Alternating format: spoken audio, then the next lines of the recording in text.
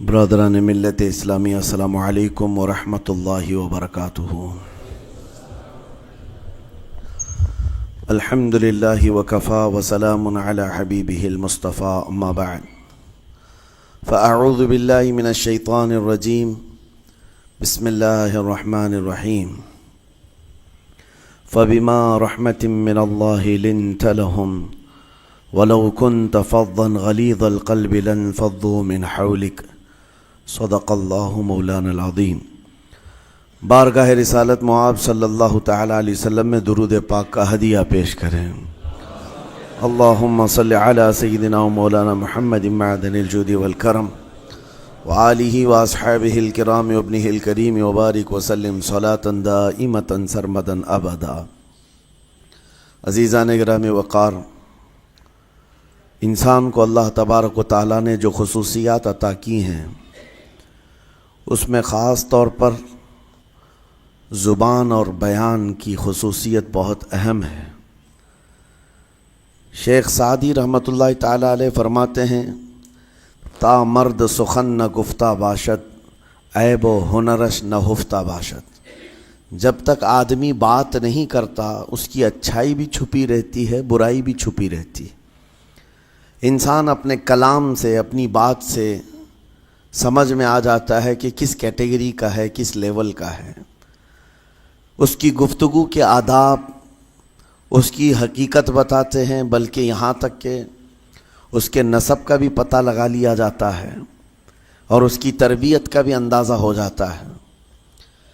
حضرت لقمان حکیم سے پوچھا گیا، نیکی کس کا نام ہے؟ تو آپ نے فرمایا، دو چیزیں اور بہت چھوٹی ہیں۔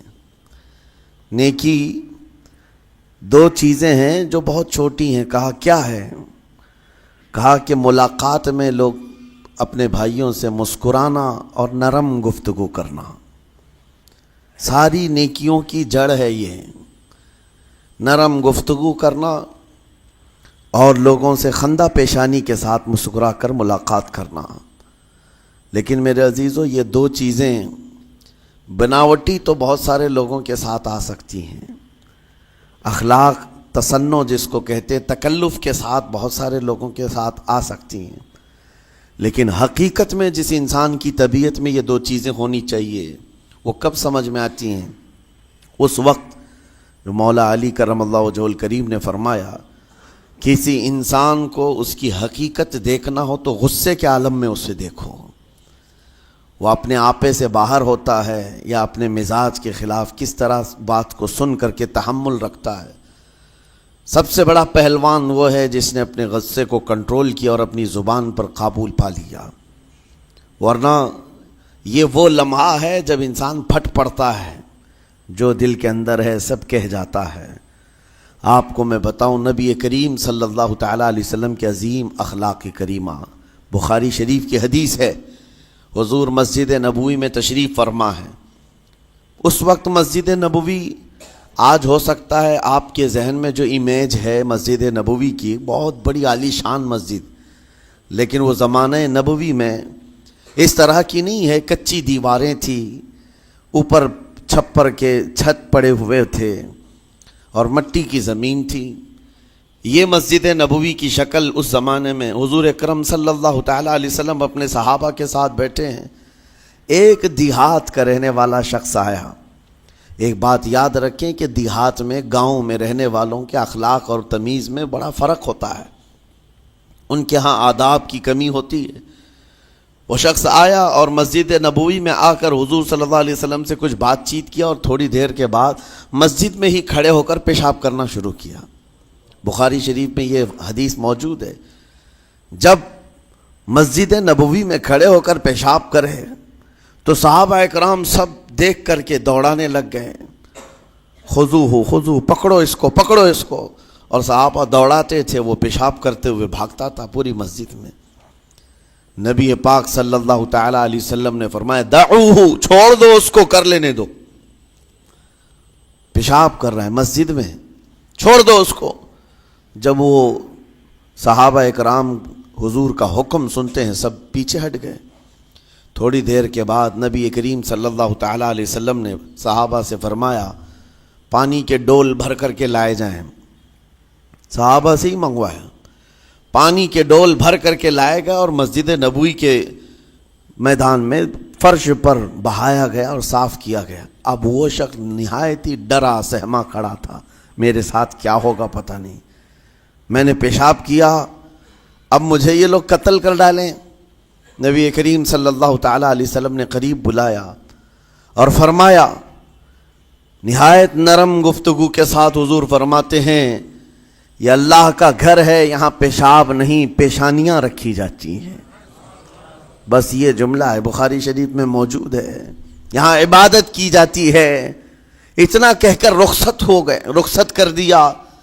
وہ دیہات سے آیا ہوا جو نوجوان تھا یا شخص تھا، باہر نکلتے ہی وہ کلمہ طیبہ پڑھ کر حضور کی غلامی میں شامل ہوا۔ میں نے وہ بلند عالی اخلاق نہیں دیکھے۔ نبی کریم صلی اللہ علیہ وسلم کے بارے میں قرآن کہتا ہے، فَبِمَا رَحْمَةٍ مِّنَ اللَّهِ لِنْتَ لَهُمْ، اللہ کی رحمت سے آپ لوگوں کے لیے نرم ہیں، اس لیے لوگ آپ کے ارد گرد لگے ہوئے رہتے ہیں۔ وَلَوْ كُنْتَ فَظًّا غَلِيظَ الْقَلْبِ لَانْفَضُّوا مِنْ حَوْلِكَ، اے رسول اگر آپ سخت دل ہو جائیں تو پھر یہ سب چھٹ جائیں گے، آپ سے دور ہو جائیں گے۔ اس رسول کے لیے جب کہا گیا ہے کہ اگر آپ سخت ہو جائیں تو لوگ چھوڑ کر کے دور ہو جائیں گے، تو ہمارے اور آپ کے لیے کس قدر لہجے کی پابندی ضروری ہے۔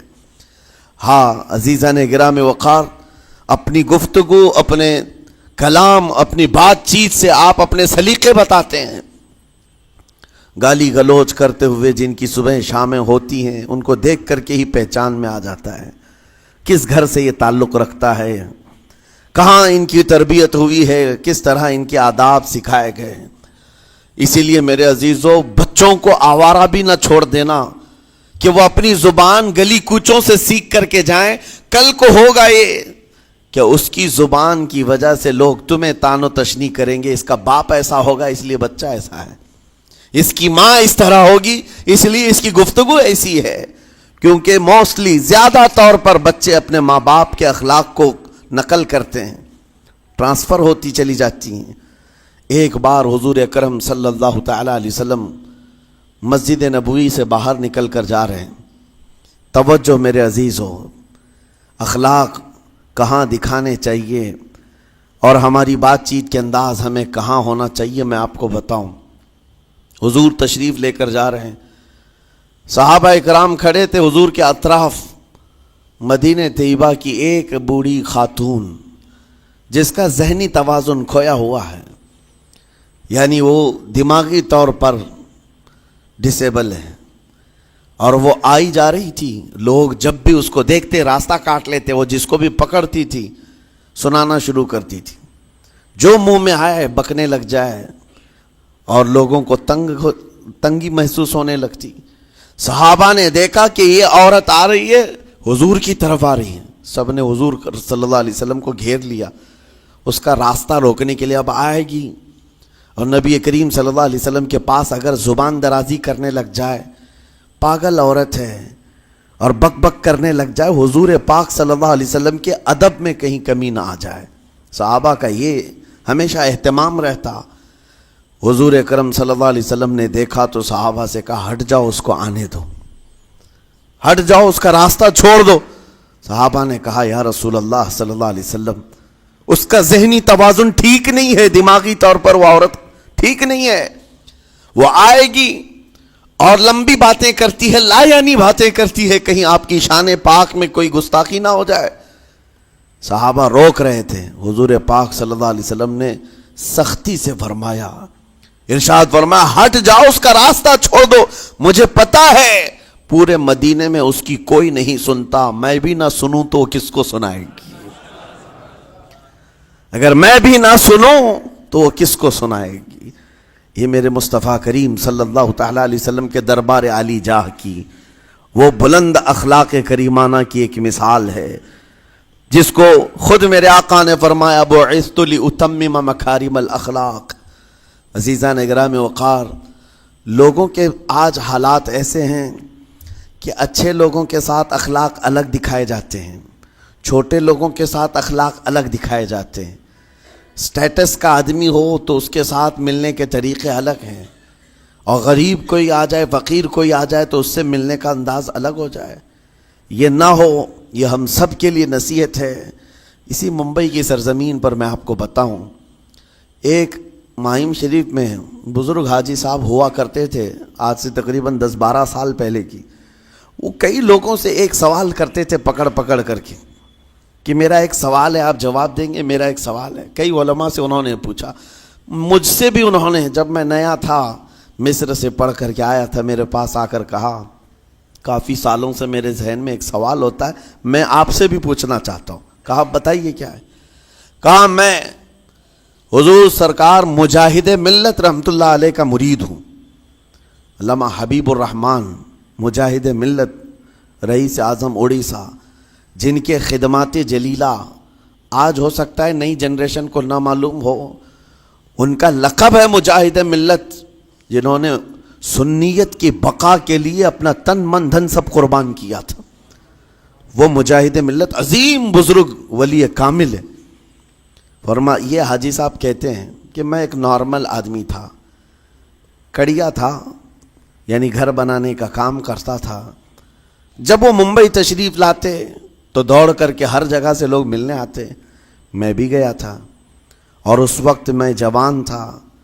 حضور مجاہد ملت رحمۃ اللہ علیہ کی بات وہ بتا رہے ہیں کہ لوگ لائن لگا کر کے مصافحہ کر رہے تھے، مل رہے تھے. جب مل رہے تھے تو پھر میرا نمبر آیا، میں ملنے کے لیے گیا. بزرگوں کے سب ہاتھ چومتے ہیں، یہ ہمارے سنیوں کے طریق ہیں. ادب، علماء ذوی الاحترام کے ہاتھوں کا بوسہ لینا یہ مستحسن ہے، یہ ہمارے آداب میں سے، معمولات اہل سنت میں سے. تو جب سب لوگ ان کے دست بوسی کر رہے تھے، ہاتھ چوم رہے تھے، میں بھی قریب گیا، اور جب میرا نمبر آیا میں ہاتھ چومنے کے لیے گیا تو انہوں نے میرا ہاتھ لے کر خود ہی چوم لیا. وہ بزرگ عالی جاہ ولی کامل جن کو دنیا مجاہد ملت کہتی ہے، میرا ہاتھ انہوں نے چوم لیا. اور میرے اندر ایسی پشیمانی تھی کہ میں کیا کروں، سمجھ میں نہیں آیا. میں ایک معمولی سا کڑیا، اور کہاں ان کا مقام، کہاں میرا. تو اس کے بعد وہ اس بے چینی میں رہتے تھے کہ ایسا کیوں کیا، ایسا کیوں کیا، کیونکہ پوچھنے کا موقع ہی نہیں ملا. ایک بزرگ تھے، انہی کے خلیفہ تھے حضور مجاہد ملت کے، انہوں نے اس کا جواب دیا. میرے عزیزو کیا بہترین جواب تھا. حضرت مجاہد ملت رحمۃ اللہ تعالی علیہ یہ چاہتے تھے کہ ہزاروں لوگ ہماری تعظیم کرتے ہیں تو کہیں ہمارے دماغ میں بادشاہت کا خیال نہ آئے، ہم غریب اور فقیر کا ہاتھ چوم کر اپنے نفس کی مخالفت بھی کرتے ہیں. اخلاق کریمانہ دکھانے کے لیے اسٹیٹس والوں کے ساتھ ہی نہیں، غربا فقراء کے ساتھ بھی وہ اخلاق ہوں. نبی کریم صلی اللہ تعالیٰ علیہ وسلم کے وہ آداب آج اگر آپ اپنا لیں، بہت ساری کڑوی چیزیں ویسی ختم ہو جائیں. آج ممبئی کی سرزمین پر سب سے بڑا یہ چیلنج ہے بات کرنے میں. نوجوانوں کے تو آج پارے چڑھے ہوئے ہوتے ہیں، ان سے کوئی بھی بات کر لے، جس تیور میں یہ بات کرتے ہیں ایسا لگتا ہے کہ ابھی لڑائی ہو جائے گی، ابھی جھگڑا ہو جائے گا. اس کی عادت سی بن گئی ہے. آپ کو پتہ ہے فرمایا گیا، عربی کا قول ہے جراحت السنان لها التیام ولا یلتام ما جرح اللسان. تلوار سے، چاقو سے دیا ہوا زخم سوکھ سکتا ہے، زبان سے دیا ہوا زخم کبھی نہیں سوکھتا. زبان سے دیا ہوا زخم نہیں سوکھتا. بولنے سے پہلے 1000 بار اس بات کو خیال ہونا چاہیے کہ میں جس کو بول رہا ہوں کہیں اس کا دل چھلنی تو نہیں ہو جائے. میری زبان یہ ہوتی 50 گرام کی چھوٹی زبان ہے، لیکن بڑے بڑے لوگوں کے کلیجے چیر کر رکھتی ہے، بڑے بڑے لوگوں کے دلوں میں سوراخ کر کے رکھتی ہے، زخمی کر کے رکھتی ہے اس کا استعمال. اسی لیے روایت میں ملتا ہے کہ جب انسان صبح کرتا ہے تو سارے اعضاء، ہاتھ پیر آنکھ کان ناک، سارے اعضاء سب سے پہلے زبان سے یہ عرض کرتے ہیں، اس کی پناہ مانگتے ہیں، کہتے ہیں آج تو صحیح سلامت رہے گی تو ہم سب صحیح سلامت رہیں گے، اور اگر تو پھسل گئی تو عذاب ہم پر بھی ہوگا. زبان بولتی ہے، مار کسی اور کو پڑتی ہے. کوئی زبان کو مارتا نہیں ہے، گالی زبان دیتی ہے، لیکن مار کبھی پیٹھ پہ پڑتی ہے، سر پہ پڑتی ہے، ہر جگہ پڑتی ہے.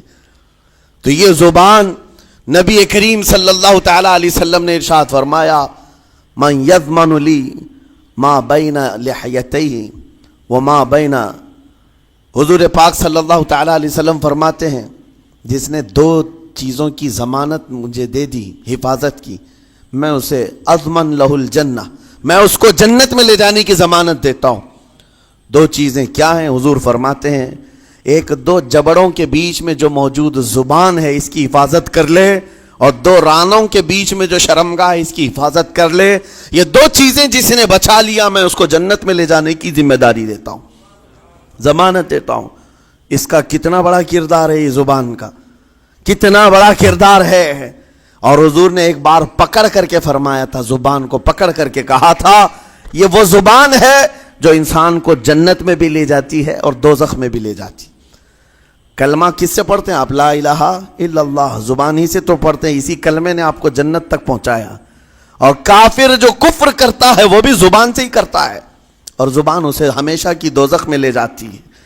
اس زبان کو چلانے سے پہلے 1000 بار سوچ لیں کہ آج لہجوں کی سختیاں بڑھتی چلی گئیں، اور آپ کو پتہ ہے قرآن پاک میں رب تعالیٰ نے یہ فرمایا وَلَا تَقُلْ لَهُمَا اُفٍّ وَلَا تَنْهَرْهُمَا، والدین کے بارے میں بچوں کو کیا کہا گیا؟ ان کو اف تک نہ کہو۔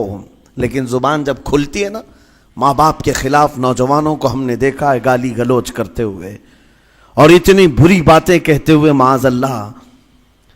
عزیزان گرامی وقار، حضور نے تو یہ فرمایا جس نے پلٹ کر کے اپنے ماں اور باپ کو سخت لہجے میں بات کیا یا ان کی نافرمانی کی، حضور فرماتے میرا دل چاہتا ہے کہ اس کے گھر کو آگ لگا دوں، آگ لگا دوں۔ اس لیے اس بات کو ہمیشہ یاد رکھیں، تمہارے لہجے کی سختیاں کسی کو زخمی کر دیں تو آخرت خراب ہو جائے گی، آخرت خراب ہو جائے گی۔ حضرت علقمہ رضی اللہ تعالیٰ عنہ حضور کے صحابی ہیں، حضور صلی اللہ علیہ وسلم کے صحابی ہیں۔ آخری وقت آ گیا تھا لیکن زبان نہیں کھلتی تھی۔ حضور پاک صلی اللہ علیہ وسلم کے پاس سفارش لائی گئی کہ آپ کے وہ ساتھی ہیں انتقال کر رہے ہیں لیکن زبان پر کلمہ بھی نہیں آتا۔ حضور تشریف لائے، دیکھا، پوچھا گھر میں ان کے کون کون ہے؟ کہا بیوی ہے اور ماں ہے۔ ماں کو بلایا اور کہا علقمہ کے بارے میں کیا کہتی ہو، کیسا تھا یہ؟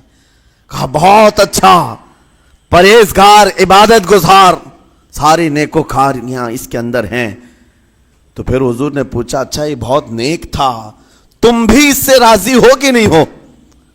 ماں نے کہا میں نہیں راضی ہوں، میں راضی نہیں ہوں۔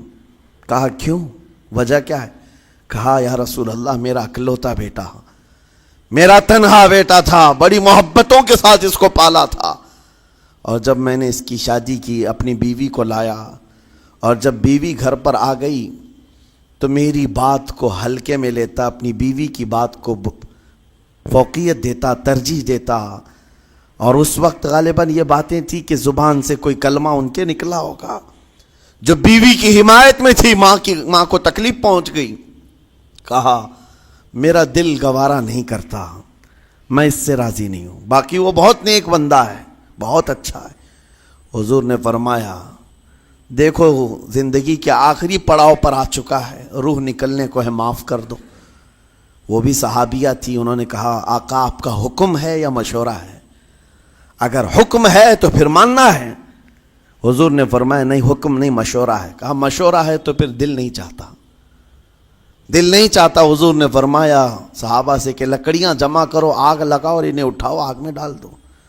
آگ دہکائی گئی تو ماں کی ظاہر سی بات ہے ممتا بے چین ہو گئی۔ کہا ان کو میرے سامنے آگ میں ڈالیں گے؟ کہا ہاں، اس سے بہتر ہے کہ وہاں جلے گا، یہاں جلے۔ وہ ماں کہتی آقا آپ گواہ ہو جائیں، میں اپنے بیٹے کو معاف کرتی ہوں۔ ادھر معاف کیا، ان کی زبان پر کلمہ طیبہ جاری ہوا۔ میرے عزیزو یہ بتانا مقصود اس لیے ہے کہ زبان سے دیے ہوئے زخم خواہ والدین کو ہوں، یہ معمولی نہیں ہوتے۔ ہو سکتا ہے آخری وقت تمہاری زبان بند ہو جائے اور کلمہ طیبہ بھی نہ جاری ہو، زبان کھلنے بھی نہ لگے، یہ حالات آ جائیں گے۔ اس لیے اپنی زبان کا کنٹرول برقرار رکھو، کس سے کیا کہنا ہے۔ ابھی میں اس کا دوسرا پارٹ بھی بتاتا ہوں زبان کے استعمال کا۔ یہ نرمی لہجے کے اندر ہونا بہت ضروری ہے، لیکن کچھ جگہوں پر سختی کی اجازت ہے، لیکن وہ مقامات الگ ہیں۔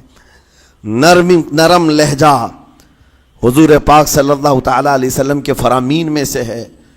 ایک بات بڑی، بغداد مقدسہ میں نے ایک ولی پاک کی زیارت کی، ان کے آستانے پر بھی میں نے ابھی بیان کیا تھا۔ حضرت بہلول دانا مجذوب بزرگ تھے، اور بغداد کی گلیوں میں کہیں پر بھی بیٹھ جاتے تھے، اور جو جانکار تھے وہ سمجھتے تھے یہ اللہ والا بندہ ہے۔ مجذوب کس کو کہتے ہیں؟ جس کی یاد الہی میں عقل فنا ہو گئی، ختم ہو گئی، اللہ کے ذکر میں اور اللہ کی یاد میں اپنے آپ کو فنا کر دیا ہے، اس کے اوپر شریعت کا قلم نہیں۔ ظاہر سی بات ہے شریعت کے سارے احکام اس پر ہیں جس کی عقل سلامت ہے۔ عاقل ہو، بالغ ہو تو نماز فرض ہے نا، عقل ہی نہیں ہے تو وہ مجذوب ان اولیاء کو کہتے ہیں۔ لیکن ان کے بارے میں حدیث میں ہے، اللہ کے نبی نے فرمایا وہ ایسے بندے ہیں کہ اگر اللہ کو قسم دے دیں کسی بات کی، اللہ ان کی قسم پوری کرتا ہے۔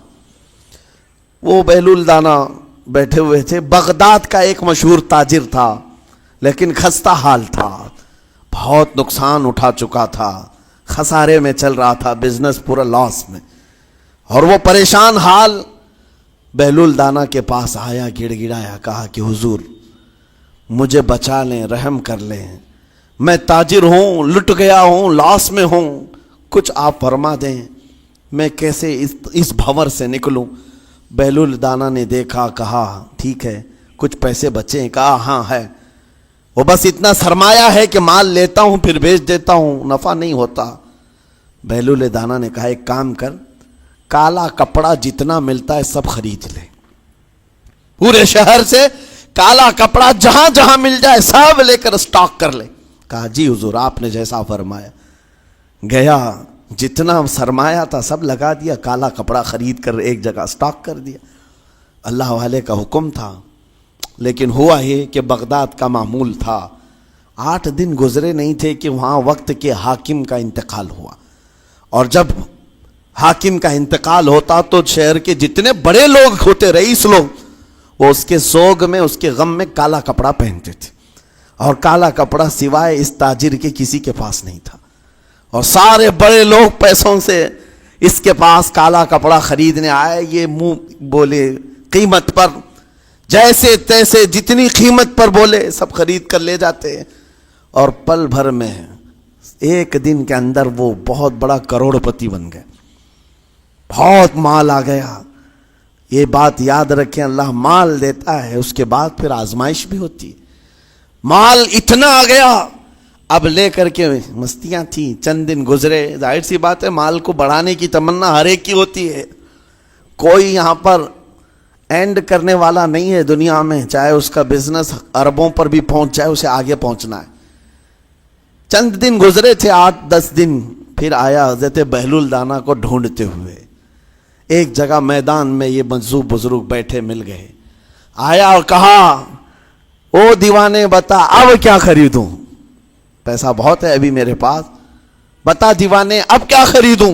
انہوں نے دیکھا، کہا کہ لہجہ تو بدلا ہوا ہے، پیسہ بہت زیادہ تھا، کہا کہ ٹھیک ہے کوئی بات نہیں، اللہ والوں کو ان سب چیزوں سے کوئی لینا دینا نہیں۔ آپ نے کہا مال جتنا ہے تیرے پاس سب لے کر کے خربوز خرید لے، تربوز خرید لے، جس کو کلنگڑ کہتے ہیں، تربوز پورے خرید لے۔ اس نے کروڑوں کی جائیداد پورے تربوزوں میں لگا تھی، سب تربوز خرید کر سٹاک کر دیا ایک جگہ، اور اس کے گمان میں یہی تھا کہ چند دن گزریں گے، کوئی ایسا ہی حادثہ ہوگا جب تربوز منہ مانگی قیمت پہ لوگ خریدیں گے اور میں بیچوں گا۔ پورا مال تربوز میں لگایا، 2 دن 4 دن 6 دن 8 دن گزرے، کوئی حادثہ نہیں، ادھر تو تربوز سڑنے لگ گئے، وہ تو زیادہ دن سٹاک نہیں کیے جا سکتے، سڑن شروع ہو گئی، پھر تھوڑے دنوں کے بعد پورے کے پورے سڑ گئے، کروڑوں کا مال تربوز میں سڑ کے چلا گیا، وہ کچھ بھی نہیں سکا، کچھ نہیں کر سکا، واپس چیختا چلاتا اسی حالت میں آیا، پہلے سے بھی زیادہ بدتر حالت میں میں آ گیا ہوں، دوڑتے ہوئے آیا، حضرت بہلول دانا کو ڈھونڈتے ہوئے، کہاں ہیں؟ وہ اسی جگہ بیٹھے ہوئے مٹی میں بیٹھے رہتے تھے، قریب آیا اور کہنے لگا کہ آپ نے میرے ساتھ ایسا کیوں کیا بہلول؟ بہلول دانا نے کہا کیا ہوا؟ کہا میں تو لٹ گیا، تربوز میں پیسے لگائے آپ کی وجہ سے اور پورے سڑ گئے۔ بہلول دانا نے کہا میں نے تو کچھ نہیں کیا، پہلے تو تجھے نفع ملا تھا وہ تیرے لہجے کی وجہ سے، اب خسارہ ہوا ہے تیرے لہجے کی وجہ سے۔ پہلے جو آیا تھا بات کرنے کے لیے اس وقت تیری تمیز الگ تھی، تیری تہذیب الگ تھی، اخلاق الگ تھی، گڑ گڑا کر کہا تھا کہ میں لٹ گیا ہوں آپ رحم کر دیں۔ دوسری بار آ کر کے کیا کہا؟ او دیوانے بتا کیا خریدوں؟ لہجہ بدل گیا تو پوری حیثیت بدل گئی۔ زبان ہماری اونچائی پر بھی لے جاتی ہے اور نیچے بھی لے آتی ہے۔ اس بات کو ہمیشہ ملحوظ رکھیں کہ اس زبان سے بہت سارے لوگ نفع بھی اٹھاتے ہیں، بہت سارے لوگوں کو نقصان بھی ہوتا ہے۔ لیکن ساتھ میں یہ بات بھی عرض کروں، نرم گفتگو کرنے کا عادی ہر ایک کو ہونا چاہیے، نرم گفتگو کرنے کا عادی ہر ایک کو ہونا چاہیے، اس کی نیکیوں کی علامت ہے، اس کے اخلاق کی علامت ہے۔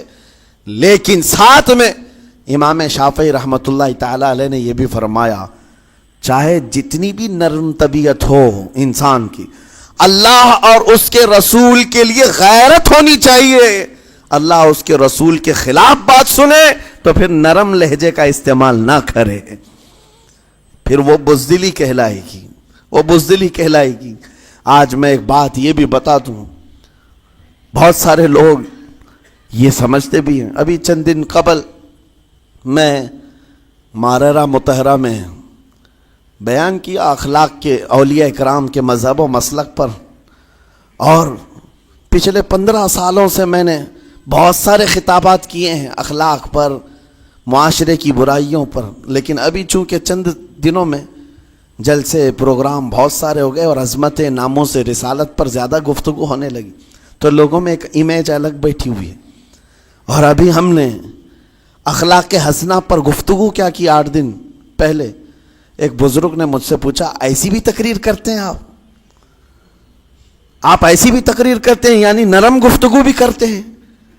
مطلب یہ ہے کہ ہماری امیج ایسی بنا کر رکھیں کہ ہم ہر وقت چلاتے ہی رہتے ہیں، ہر وقت للکارتے ہی رہتے ہیں۔ میرے عزیزوں، میں یہاں پیغام دینا چاہتا ہوں، ہم قرآن کے اس آیت پر عمل کرنا چاہتے ہیں جو مولا نے فرمایا اشداء علی الکفار رحماء بینہم، مومنین کی شان ہے، صحابہ کی شان ہے، وہ کافروں پر سخت ہوا کرتے ہیں اور مومنوں کے لیے نرم دل ہوا کرتے ہیں۔ زبان کی نرمی ایمان والوں کے لیے ہے، زبان کی نرمی محبت مصطفیٰ کے لیے ہے، عاشقان مصطفیٰ کے لیے ہے، ساتھ میں زبان کی سختی کفار و مشرکین کے لیے ہے، گستاخان رسول کے لیے ہے۔ اور اگر یہ چیز نہیں آئی تو پھر آپ سمجھ لیں نیک اس وقت نہیں کہلائے گا آدمی۔ بعض لوگوں کو ایسا لگتا ہے نرم بات کرنا چاہیے، نرم گفتگو، بالکل صحیح ہے، یہ اخلاق ہے، لیکن اگر ایسے مقامات پر جہاں تمہارے نبی کو کوئی گالی دے رہا ہو، رب کی شان میں کوئی بھونک رہا ہو، اس وقت تم کہو کہ اخلاق ہے، نرم بات کرنا چاہیے، یہ بے غیرتی ہے، یہ بے غیرتی ہے۔ تمہاری بیوی کو اگر تمہارے سامنے کوئی چھو دے اور اس کے بعد تم ہنس کر کے اس سے کہو ٹھیک ہے جائیے صاحب، آپ کو کہا جائے گا بے غیرت آدمی، بے غیرت آدمی ہے۔ انسان کو اپنی بیوی، اپنی بیٹی، اپنی ماں پر بھی غیرت ہوتی ہے، وہ سنتا نہیں ہے، یہ پیدائشی ہے، فطرت ہے انسان کی۔ اور مومن کی شان یہ ہے سب سے بڑی غیرت اس کے لیے اللہ اور اس کے رسول کے لیے ہوا کرتی ہے، اللہ اور اس کے رسول کے لیے۔ ماں اور باپ کو گالیاں ایک وقت میں برداشت کر بھی لے جائے، لیکن اللہ اور اس کے رسول کی شان میں وہ ہرگز برداشت نہ کرے، یہ ایمان کی علامتوں میں سے ہے۔ بہرحال میں نے زبان کے دونوں استعمال آپ کو بتائے، سخت لہجے بھی ہیں، نرم لہجے بھی ہیں، لیکن جب آپ کا پالا کسی گستاخ سے نہ پڑے تو ہمیشہ نرم گفتگو کرنے کے عادی بنے۔ مومنین میں نرم لہجے کا اختیار ہمیشہ رہے، اس سے اخلاق آپ کے بتائے دکھائے جاتے ہیں، اس سے آپ کے اخلاق معلوم ہوتے ہیں، ساتھ ہی معاشرے میں نرمی اور محبت کا ماحول بھی قائم ہوتا ہے۔ ڈانٹنے کے طریقے بھی میں آپ کو بتاؤں، میرے والد گرامی فرمایا کرتے تھے، حضور حافظ ملت رحمت اللہ علیہ جو الجامعۃ الاشرفیہ مبارک پور کے بانی ہیں اور بڑے محدث، جنہوں نے ایک نہیں ہزاروں عالم پیدا کیے، اس ہندوستان کی بات کر رہا ہوں، حافظ ملت رحمۃ اللہ علیہ پوری بخاری شریف پڑھاتے تھے، تقریباً 40 سال تک انہوں نے پڑھایا بخاری شریف. میرے والد ان کے شاگرد ہیں. فرماتے ہیں جب وہ بہت زیادہ ناراض ہو جاتے کسی سے، ڈانٹنا ہوتا، ہر استاد بچے کو ڈانٹتا ہے، کبھی کچھ بچہ نافرمانی کر جائے یا مزاج کے خلاف بات کرے تو استاد ڈانٹتا ہے. تو حافظ ملت رحمۃ اللہ علیہ اگر کسی شاگرد کو ڈانٹتے بھی غصے میں تو کہتے ہیں اے جنتی کیا کر رہا ہے. کہتے ہیں اگر یہ جملہ قبول بھی ہو جائے تو بچہ جنتی ہو جائے. لہجے کی یہ استعمالات اولیاء سے سیکھو میرے عزیزو. غصے پر کنٹرول اس وقت تمہارے اخلاق معلوم ہوتے ہیں جب تمہارا غصہ عروج پر ہوتا ہے. اس وقت تمہاری حقیقت لوگوں کے سامنے آتی ہے.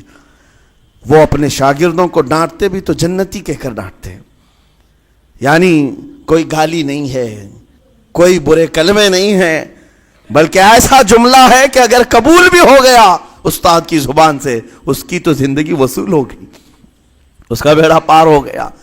ہمارے درمیان ماں باپ کو بھی یہ چاہیے کہ بچوں کو کس طرح کے اخلاق آپ دے رہے. گفتگو کرنے کے متعلق قرآن میں اللہ تعالیٰ نے آداب بتائے ہیں.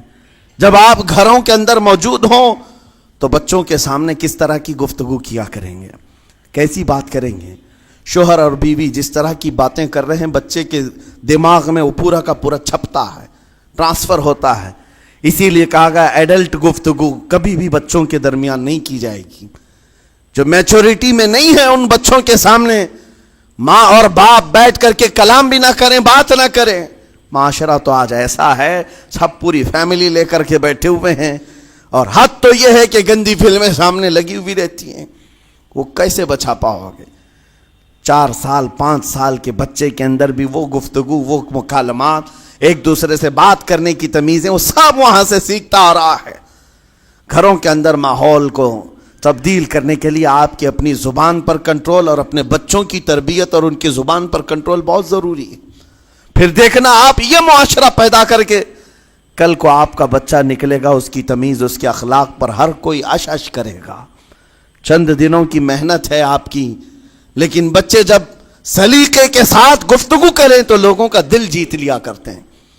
بات کرنے کے آداب ایسے ہیں کہ لوگ دل جیت لیا کرتے ہیں. یہ میرے استاد گرامی مصر کے رہنے والے تھے. جب خطابت ہمیں سکھا رہے تھے گفتگو کرنے کے آداب، تقریر کرنے کے آداب، تو ایک امام غزالی کا قول تھا کلم الناس علی قدر عقولہم، لوگوں سے ان کی عقل کے مطابق بات کرو. اس پر وہ سمجھاتے ہوئے ہمیں ٹریننگ دیتے تھے اور کہتے تھے کہ تمہارے پاس آنے والے کئی طرح کے لوگ ہوں گے. اگر تم امام ہو، اگر داعی ہو، خطیب ہو، مقرر ہو، کوئی غریب گھر سے، کوئی بڑے امیر گھر سے، کوئی پڑھا لکھا آئے گا، کوئی جاہل ہوگا، کوئی بدتمیز بھی ہوگا، کوئی نیکوکار، کوئی گنہگار، سب طرح کے مکس مجموعہ تمہارے پاس ہوگا. ان سے خطاب کرنا، ان سے بات کرنا، کس انداز سے بات کرو گے، کیسے ان سے کلام کرو گے. میرے عزیزو یہ ہمارا اپنا ہنر نہیں ہے. ہم جو آپ کے سامنے گفتگو کر رہے ہیں یہ ہمارا فن نہیں ہے، یہ اپنا پیدا کیا وہ ہنر نہیں ہے. ہمیں سکھایا گیا تھا صرف اور صرف آپ کو اس مجمع سے اور یہ آئے ہوئے جمع غفیر سے بات کرنے کے لیے ایک ہی اسلوب اپنانا ہے. دیکھنا ہے کہ رسول اللہ کیسے بات کیا کرتے تھے. میرے آقا صلی اللہ تعالیٰ علیہ وسلم کا اسلوب اپناؤ. حضور کے خطبے دیکھو، حضور جب خطاب کرتے، ظاہر سی بات ہے مسجد نبوی میں اس وقت بھی لوگ، ہر طرح کے لوگ آتے، دیہات کے بھی تھے، شہر کے بھی تھے، اعلیٰ دماغ والے لوگ اور کئی الگ الگ قسم کے لوگ آتے. حضور کا خطاب سب کے لیے تھا. عزیزان گرامی، ان سنتوں پر عمل کر کے آج آپ اپنے لہجے کو بہتر بنا سکتے ہیں. بس میری گفتگو کا خلاصہ یہی ہے کہ اللہ تعالیٰ ہمیں زبان کا صحیح استعمال عطا فرمائے، ورنہ یہ زبان کی سختیاں اور اس کی کڑواہٹ ہمیں دوزخ میں بھی لے جاتی ہے، دوزخ تک لے جا سکتی ہے. اللہ تعالیٰ اس کی مکاریاں، اس کی عیاریاں اور اس کی شرانگیزیوں سے ہم سب کی حفاظت فرمائے. ساتھ میں یہ بھی میں بتا دوں وہ زبان پاک نہیں بولتی، وہ زبان پاک نہیں بولتی جو حلال نہیں کھاتی. یہ بھی بزرگوں نے فرمایا ہے, یہ زبان پاک نہیں بولتی جو حلال نہیں کھاتی. اسی سے ہر کچھ گزرتا ہے, اندر پیٹ میں جاتا ہے. حلال لقمے اس سے گزارو تو زبان پاک بولے, اللہ کا ذکر کرے اور تمہیں زبان میں وہ لذت آنے لگ جائے. لیکن اس سے حرام لقمے گزارتے رہو گے, اس کے لہجے کی سختیاں بھی آ جائیں گی, اس کے اندر کڑواہٹ بھی آ جائے گی, گالی گلوچ, یہ سارے استعمالات یہ زبان کرنے لگ جائے گی. کیوں؟ اس سے حرام لقمے جو گزارے جا رہے ہیں. اس چیز کا بھی خیال ضروری ہے. زبان کو جس طرح کا پیٹرول دو گے ویسی چلے گی یہ گاڑی. جس طرح کا ڈیزل اس کے اندر ڈالتے ہو, حرام یا حلال, یہ بہت معنی رکھتا ہے.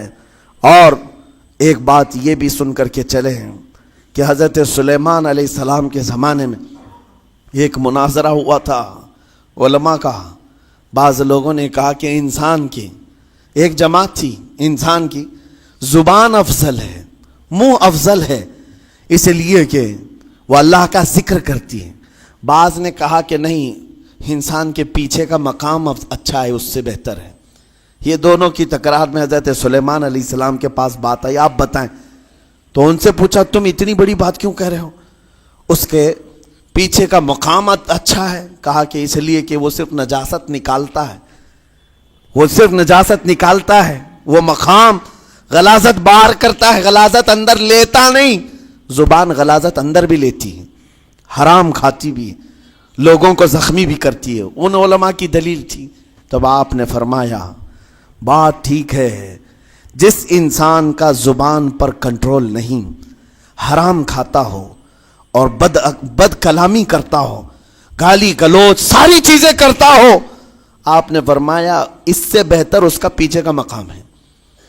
اور جو انسان کنٹرول رکھتا ہے, حلال کھاتا ہے اور لہجے کی نرمی رکھتا ہے, ظاہر سی بات ہے اس کا منہ ہی افضل ہے, اس کی زبان افضل ہے.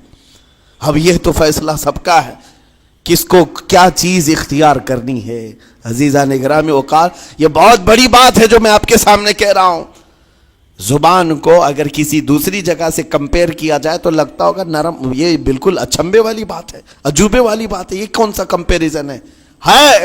وجہ یہی ہے, بعض لوگوں کو ہم نے اتنا گندا بولتے ہوئے دیکھا ہے, اس سے بہتر ہے کہ وہ نہ بولیں.